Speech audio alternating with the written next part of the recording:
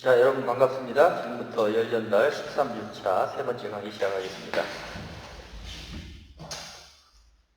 자, 일반적인 열 해석 부분 아까 말씀드렸는데 너무 중요하기 때문에 다시 한번 좀 정리하고 넘어가면, 입구 온도가 Ti인 유체가 출구 온도 T2로 변해서 간다. 그랬을 때 첫 번째는 여기에 히트플럭스가 이렇게 단위 면적당 히트플럭스가 가해지면, 토탈 가해지는 것은 이 표면적 곱한 거, 그만큼 가해지는 거죠. 그래서 여기에 주어지면 Q닷은 바로 나온다. 그리고 두 번째, 출구 온도는 m닷 델타 T를 이용하면 TI 더하기 Q닷 나누기 m닷 CP니까 이렇게 되고, 이건 여기다 대입해버리면 된다. 그래서 요건 지금 Q닷 S가 주어져 있을 때, 일정하게 주어져 있을 때는 이렇게 해석을 하고요. 그 다음에 서피스 템퍼러처가 일정하게 주어져 있을 때는 어떻게 한다고 그랬어요? Q닷은 HA 델타 T 로그 평균, 여기서 델타 T 로그 평균은 입구에서의 델타 T 빼기 출구에서의 델타 T 나누기 로그의 입구에서의 델타 T 나누기 출구에서의 델타 T다. 이렇게 처리하면 된다. 그 다음에 출구에서의 온도를 구하고 싶다. 그러면 이것은 입구에서의 표면 온도 빼기 입구에서의 온도 빼기 출구에서의 온도 예, 익스포넨셜, 그죠? 익스포넨셜 마이너스 NTU, 마이너스 HA 나누기 M.CP 이렇게 구해진다고 그랬죠? 맞아요? 여기까지? 맞지? 출구 온도 TS 빼기 TI 맞죠? 여기까지 했고, 그 다음에 하나로 이 두 가지 경우에 이제 유체역학적으로 이건 열전달 관점에서 Q닷과 온도 구하는 건 이렇게 정리가 되고, 여기 직경이 D이고 길이가 L일 때, 그리고 M' 주어져 있죠? M' 주어져 있어. 그랬을 때 지금 바운더리 컨디션에 따라서 이렇게 두 가지 방법으로 해석할 수가 있어요. 열 해석은 이렇게 되고, 유동 해석을 한다고 치면은, 유동 입장에서 보면은 뭘 구하라고 하냐면, 펌프로 저기에서 저기까지, 입구에서 출구까지 펌프를 이용해서 보내고 싶다. M단만큼. 그러면 그 펌핑 파워가 얼마냐? 펌프의 용량은 몇 마력으로 해야 되냐? 이건 이제 유체역학적인 설계지. 이건 열 설계고. 그래서 유체역학적인 설계도 알아야 돼요. 우리 유체역학에서 배웠겠지만, 여기서 열감기 설계할 때 유동 설계, 열 설계 두 가지를 해야 되니까 책에 문제 풀다 보면 가끔씩 나와요. 여기에서 유동 설계에 관련된 문제가. 그래서 이걸 짚고 넘어가는데, 펌핑 파워, 펌프의 파워는 어떻게 계산하냐면, 최적 유량을 V-라고 합시다. 최적 유량 곱하기 펌프의 그 델타 P, 펌프에 필요한 압력 손실, 이렇게 계산을 해요. 또는 이게 최적 유량, 부피 유량, 최적 유량이니까 이것은 이렇게 쓸 수도 있어요. 최적 유량 V-은 질량 유량 M' 나누기 밀도. 그래서 밀도분의 질량 유량 곱하기 압력 손실, 이렇게 계산해야 돼요. 예제 문제, 바로 뒤에 나온 예제 문제 풀려면 이 식을 이용하는데, 우리 책에서는 요게 R로 잘못 나왔어. 로로 붙이세요. 로로. 밀도야. 밀도분의 질량 유량은 최적 유량이니까. 그래서 이런 거 다 주어지는 거예요. M닷은 얼마? 밀도, 물이다. 그러면 물의 밀도 1000. 기름이다. 그러면 800. 이런 거 주어진다고 치고. 델타 P를 구해야 돼. L만큼 올라갔을 때 압력 손실이 얼마냐? 만약에 직관이라고 하면 F 곱하기 L 오버 D 곱하기 2분의 1로 V제곱. 요 V는 속도예요. 속도. 유치의 속도. M' 주어지면 M' 로 V 다시고 이것은 로 그다음에 속도 이건 속도 곱하기 단면적 이렇게 되니까 이게 주어지면 속도가 주어져요. 그러면 요걸 알 수 있고 길이가 주어지고 직경이 주어지고 요 F라는 것만 알면 압력 손실을 계산해서 할 수가 있어요. 이 F는 어떻게 구한다고 그랬지?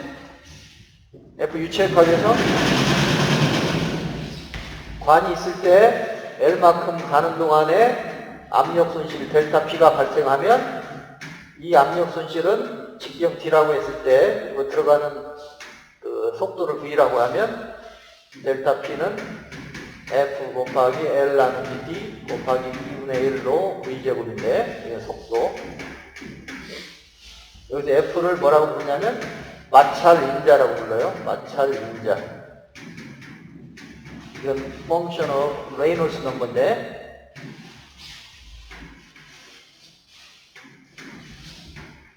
이렇게 해서 측류일 때 레이놀스 넘버가 2300까지는 측류라고 볼 수 있죠. 레이놀스 넘버. 그랬을 때 측류 2300까지는 F 값이 이렇게 그려져. 로그 그래프로 했을 때 로그로 했을 때 여기가 측류일 때는 F는 64 나누기 레이놀스 넘버. 속도를 아니까 레이놀스 넘버를 먼저 구해서 U분의 로 BD 이렇게 해서 레이놀스 넘버를 구해서 이게 2300보다 작으면 측류니까 여기다 대입해서 F 값을 구해요. 구해서 여기다 대입하면 델타 P가 나와. 델타 P가 나오면 델타 P에다가 뭘 곱한다고? 유량, 질량, 유량 나누기 밀도. 이렇게 하면 이게 파워가 돼. 파워에서 몇 와트다. 만약에 계산해보니까 난류가 나왔어. 난류가 나오면 이제 조금 더 복잡한 식이 나와요. 복잡한 식. 레이놀스 넘버. 또 만약에 난류인 경우에는 이게 이렇게 선이 하나만 있는 게 아니고 선이 여러 개 나오는데 이것은 뭐냐면 그 표면 거칠기를 에필론이라고 했을 때 표면 거칠기 나누기 직경 상대 거칠기죠. 무차원 표면 거칠기에 따라서 이렇게 함수로 나와요. 그래서 이 적당한 걸 찾아가지고 F를 구해서 똑같이 대입해서 압력 손실을 구하고 압력 손실에다가 최저유량을 곱해서 펌핑 파워를 계산하는 거야. 알겠어요? 시간 관계상 이거 예제까지 못 풀어보겠는데 우리 교과서에 교재 299페이지에 예제 6-6 풀려면 금방 말한 이걸 알아야 돼요. 펌프 동력을 구하라. 예제 6-6 호스를 관통하는 송유관 내 오일 유동. 오일이 흘러가. 직경 알려주고 길이 알려주고 온도 알려주고 그랬을 때 열 전달 구하고 또 펌핑 파워 구하라 하는 문제예요. 이게 가장 전형적인 열과 유동 해석. 열 해석과 또 유동 해석을 같이 해서 우리가 설계하는 거예요. 열 유동 해석이지.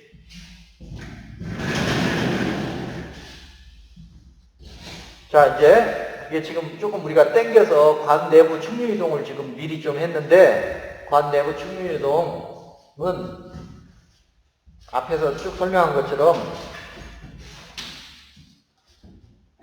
완전 발달일 경우와 발달 중인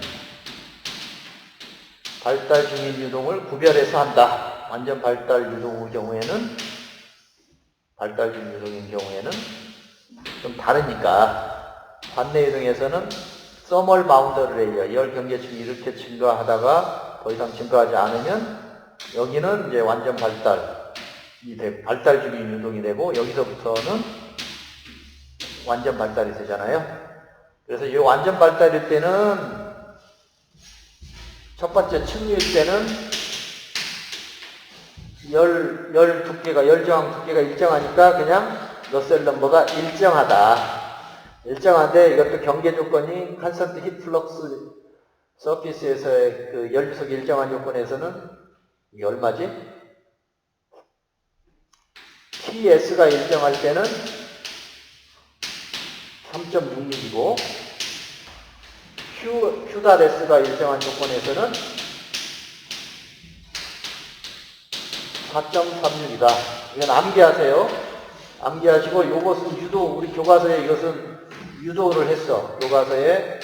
교과서에서 유도를 하고 있으니까 이건 노트 정리하세요. 시간 관계상 넘어갈 테니까. 우리가 실제 이제 계산할 때는 3.66 또는 4.36 완전 발달일 때.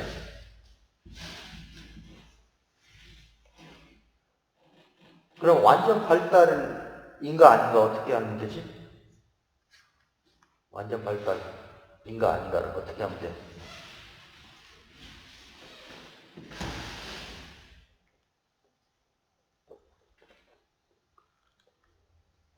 입구 길이를 따져봐야죠. 입구 길이. 예? 예. 전체 그 길이에 대해서 입구 길이 여부를 따져봐야 돼. 그래서 그 입구 영역에서 지금 여기는 이제 입구 영역이지.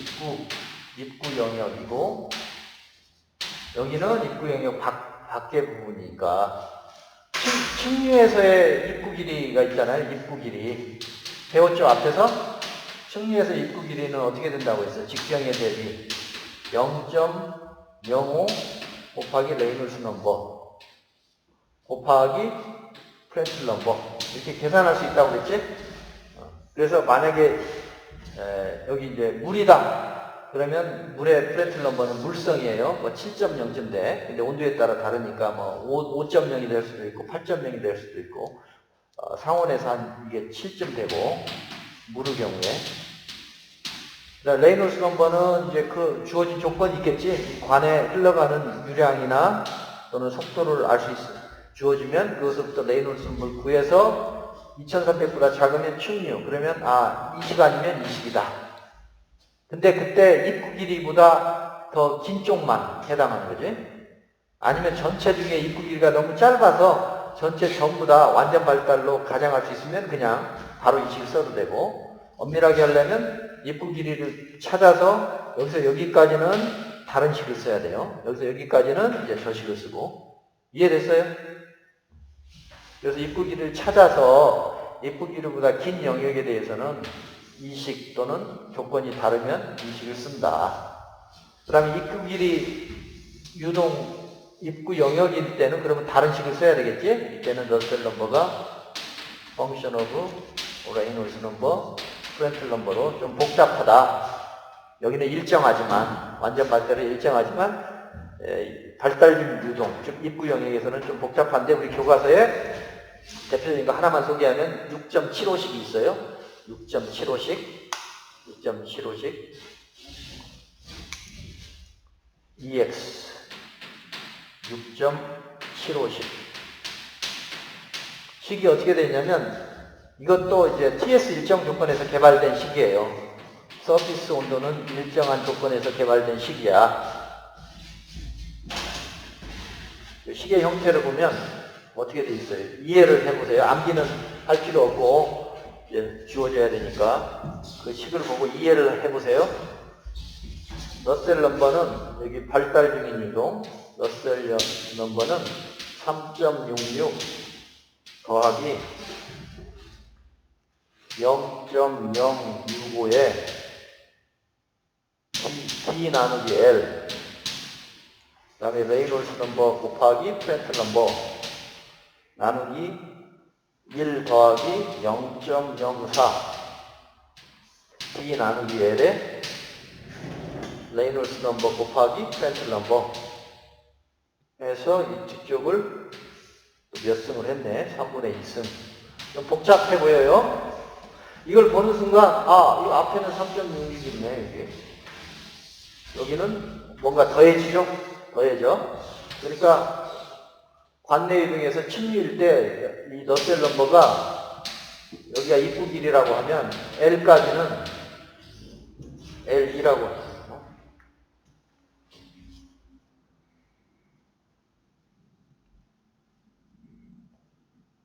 L은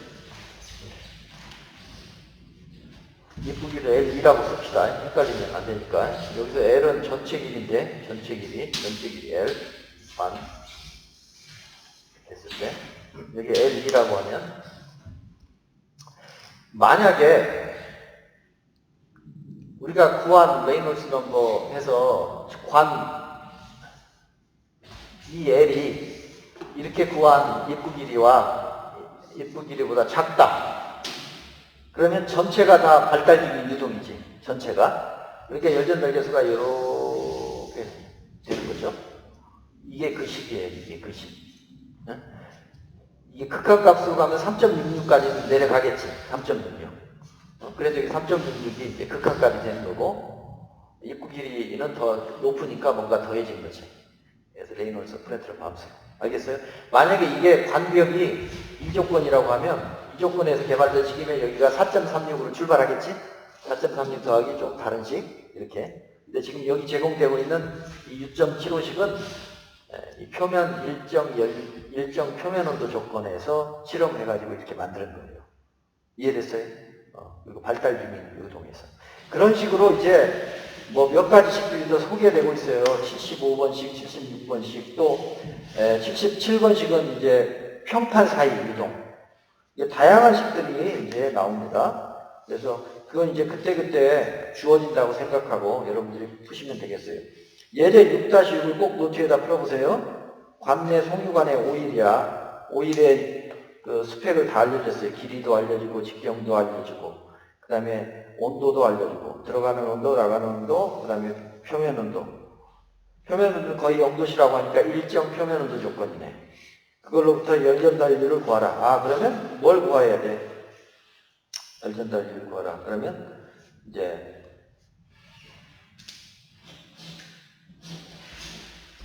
H를 먼저 구해야 되겠지. H를 구할 때 이 식을 쓰게 돼 있어요. 저거 해보면 발달적인 유동이야. 그래서 이 식을 통해서 러셀 넘버 구하고, 러셀 넘버 구하면 H를 구하고. 일단 H 구하는 과정이 좀 길어.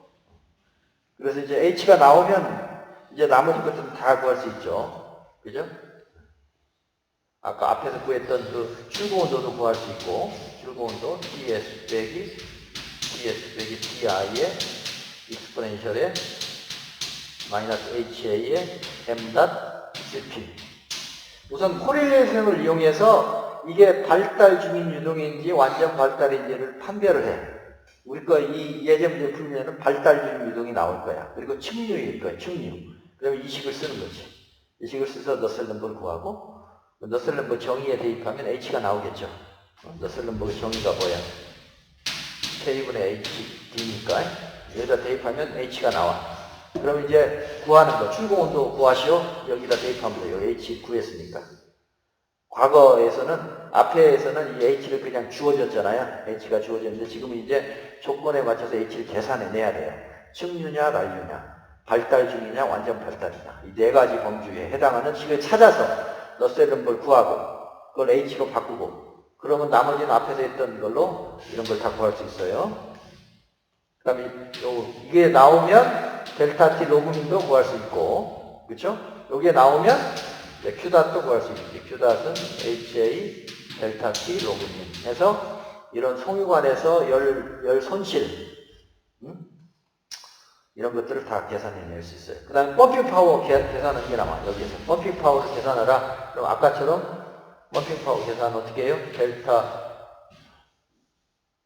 펌핑 파워는 최적유량, 질량이랑 나는 밀도하면 최적유량이 거기다가 델타 P, 압력 손실.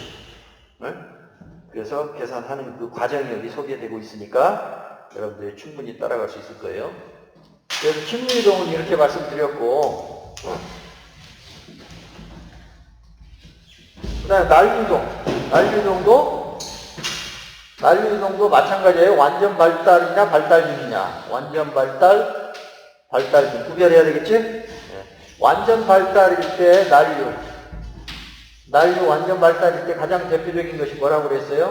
지난 시간에 했는데 급하니까 막 글자도 이렇게 썼어요.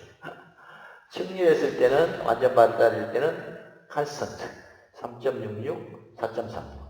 난류했을 때는 완전 발달하면 컨스턴트는 아니야. 이게 레이놀스 넘버, 프렌틀 넘버 함수예요. 난류일 때는. 그래서 러셀 넘버가 0.023 곱하기 레이놀스 넘버의 0.8승, 프렌틀 넘버의 3분의 1승, 또는 실험식으로는 0.3 또는 0.4 써요. 0.3 또는 0.4를 써. 그래서 이걸 그냥 이걸 n이라고 하고 여기서 n은 0.3을 쓰거나 n은 0.4를 써라. 만약에 그 유체가 냉각되고 있으면 0.3을 쓰고 유체를 가열하고 있으면 0.4를 써라. 원래는 3분의 1이었어요. 3분의 1승. 이론적으로는 3분의 1승이 나오는데 이 0.8승 3분의 1승으로 놓고 실험을 해서 이런 것들 이제 계산을 할 텐데 피팅을 할 텐데 이게 냉각 실험과 가열 실험에서 약간 오차가 났나 봐. 그래서 프렌틀 넘버의 지수를 좀 바꿔가면서 두 가지로 나눠서 지금 이렇게 최종적으로 이런 식으로 가장 많이 쓰는 식이에요. 이게 이거 말고도 많이 있어. 이 대표적인 식을 다이터스 또는 디투스 보일터, 디투스와 보일터 이퀘이션이라고 불러요. 다이터스 보일터 이퀘이션 또는 디투스 보일터 이퀘이션. 완전 발달 난리 유동의 대표적인 식. 이해됐죠? 그럼 발달 중인 유동은 또 다른 식이 있어요. 복잡한 식. 그건 이제 교과서에 나오는 거 찾아가지고 사용하시면 될 것 같아. 그리고 이때도 마찬가지야. 발달 중인지 아닌지를 판별해야 돼. 입구 길이를 계산할 수 있어야 되는데 난류일 때는 다행히 입구 길이가 쉬워. 난류에서 입구 길이 L2는 그냥 10배. 직경이 10배. 난류에서는. 층류에서는 입구 길이가 아까 뭐였어? 0.05 레이놀스 넘버 거의 프렌틀 넘버 한 다음에 직경. 이건 층류였을 때, 난류였을 때. 그래서 난류였을 때가 더 짧은 경우가 많아요. 10배만 하면 되니까 직경이 10배까지는 발달 중, 10배 이상은 이제 완전 발달. 열교환기 같은 경우는 굉장히 길잖아. 그러니까 입구 조금 빼고는 전체가 완전 발달을 볼 수 있어. 특히 난류였을 때는. 그래서 그냥 보통 난류식을 써요. 보통 이 식을 많이 써.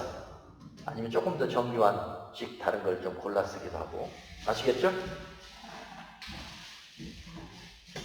그래서 나머지 부분은 여러분들이 쭉 읽어보세요. 지금 6-81번식을 다이터스 보일터 또는 디투스 보일터식인데 1930년에 나왔어. 아주 오래된 전통의 식이에요.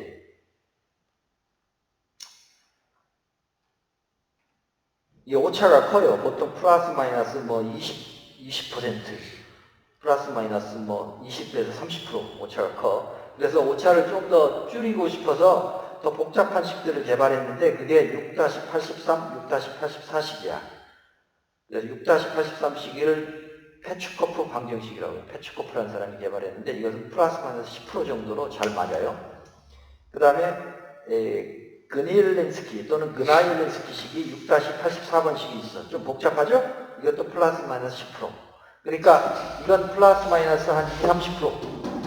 다이터스 보일터는 플러스 마이너스 20% 이상.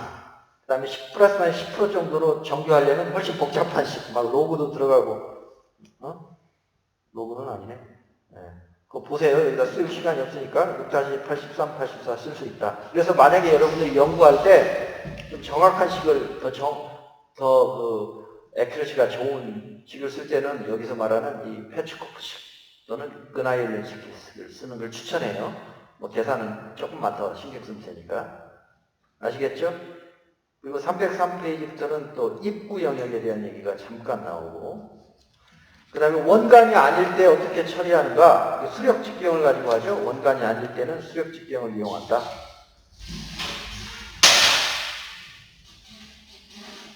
우리가 다 모든 것을 레이놀스 넘버 계산할 때도 요 로분의 뮤분의 로 VD 이렇게 다 직경 기준으로 해서 모든 걸 처리했잖아요. 그 다음에 너셀 넘버도 K분의 HD 해서 특성 길이는 다 그 직경으로 처리했는데 내경. 만약에 이게 원이 아니고 뭐 이런 네모졌다 그랬을 때는 이 D에 해당하는 뭔가가 있어야 되는데 이거를 하이드로릭 다이미터라고 불러요. 하이드로릭 다이미터. 수력 직경. 수력 직경이라고 부르고 이건 계산을 어떻게 하냐면 요 면적에 4배 한 다음에 요 둘레로 나눠줘. 이렇게 정의를 해. 그러면 여기에 대해서 하면은, 여기에 대해서 계산해보면 이 방식으로 여기에서 계산해봐. 그러면 어떻게 돼? 여기에서 DH를 구해봐요. 그러면 4배의 요 직경이 D라고 했을 때 4배 곱하기 A니까 4분의 파이 D제곱 나누기 페리미터는 파이 D. 그러면 없어지고 딱 D가 나오지? 그러니까 무슨 뜻이냐면 이 원관일 때의 D에 해당하는 임의의 반면에 관은 이거를 원으로 이렇게 쭈그려서 원처럼 만들었을 때 동일한 사이즈의 D에 해당하도록 정의한 거야. 이해됐어요? 그래서 왜 이게 4가 들어갔을까? 처음에는 면적 나누기 원주 하면은 길이가 나오니까 이렇게 시작했을 거예요. 근데 이렇게 하면은 얘하고 딱 안 맞아 떨어지니까 원으로 했을 때 D와 같아지도록 하기 위해서 4배를 한 거야. 아시겠죠?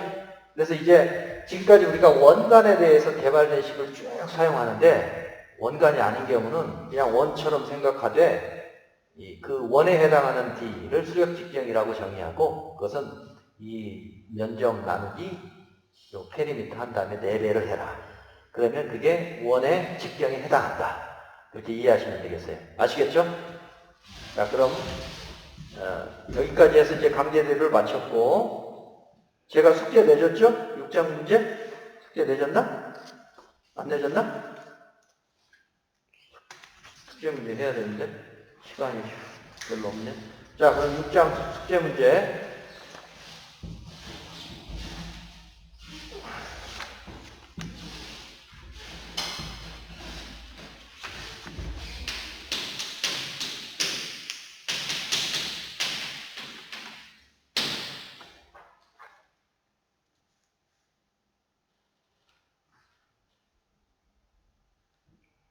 1번에서부터 7번까지 일단 하시고 1번에서 6번은 다 말로 설명하는 거예요.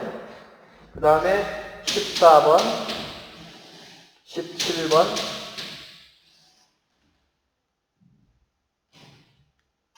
25번, 37번,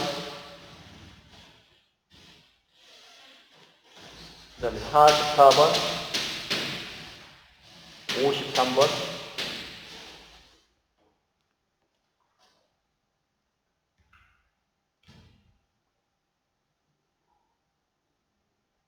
요까지만 내줄게요. 이렇게 해서 노트에다 잘 정리해 두세요. 이제 다음 시간에는 자연재료로 들어가도록 하겠습니다. 자, 그럼 이것으로 열전달 세 번째 강의를 모두 마치도록 하겠습니다. 수고하셨습니다.